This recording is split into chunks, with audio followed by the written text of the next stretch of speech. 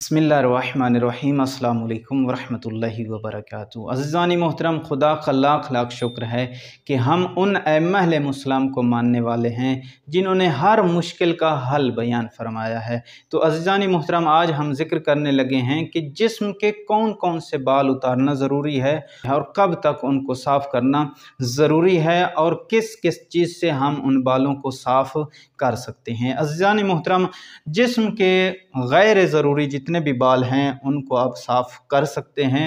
बगल और ज़ेरे नाफ बाल साफ़ करने की ज़्यादा ताकीद की गई है कि बगल जो है इसके बाल साफ़ करने चाहिए और ज़ेरे नाफ जो सामने वाली शर्मगाह है और उभरी हुई जगह है वहाँ से लेकर आप उसके नीचे, शर्मगाह के नीचे और शर्मगाह के ऊपर जो भी बाल हैं उनका साफ़ करना ज़रूरी है।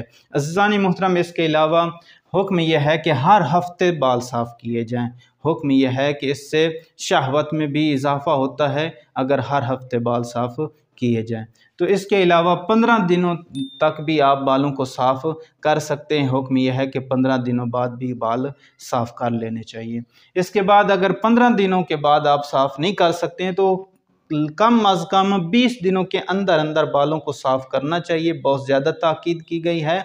अगर आप बाल साफ़ नहीं करते हैं तो हुक्म यह है कि कम अज़ कम हद अक़ल 40 दिन के अंदर अंदर बाल साफ़ रखने चाहिए, क्योंकि ये शैतान की जगह बन जाती है, यहाँ शैतान रहना शुरू हो जाता है। हुक्म यह है कि 40 कम अज़ कम वाजिबन 40 दिन के अंदर अंदर उसने बाल साफ़ करने होते हैं। अगर 40 दिन के अंदर बाल साफ़ नहीं करते हैं तो मुमकिन है उसकी दुआएं भी कबूल ना हो, नमाज भी कबूल ना हो।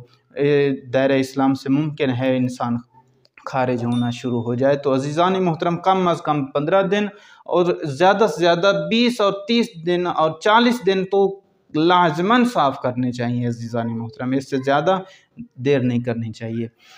तमाम जिस्म के बाल साफ़ कर सकते हैं या नहीं कर सकते। एक सवाल आता है कि ज़ेरे नाफ और बगल के अलावा जो बाकी बाल हैं वो भी उतार सकते हैं या नहीं उतार सकते। वो भी उतार सकते हैं, कोई हरज नहीं है, सफाई रख सकते हैं, जायज़ है, बाल साफ़ करना हराम नहीं है। सेफ्टी से या मशीन वगैरह से या क्रीम वगैरह से बाल साफ़ कर सकते हैं या नहीं कर सकते हैं। अज़ीज़ानी मोहतरम, सेफ्टी से और क्रीम वगैरह से आप बाल साफ़ कर सकते हैं, कोई ममानियत नहीं है।